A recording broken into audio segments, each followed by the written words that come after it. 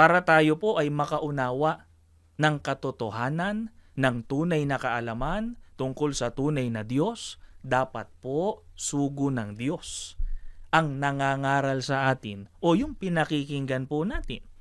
Kaya dahil dyan, ano ang ipinagutos ng ating Panginoong Jesucristo nang sa gayon ay pakinabangan natin yung pagsusugo ng ating Panginoong Diyos. Ano pong dapat nating gawin? Pakinggan natin dito po sa Juan 6:29, ganito po ang ating mababasa. Dinggin po natin itong pagtuturo po sa atin ng banal na kasulatan. Sa Juan 6:29 ay ganito po ang sinasabi po sa atin.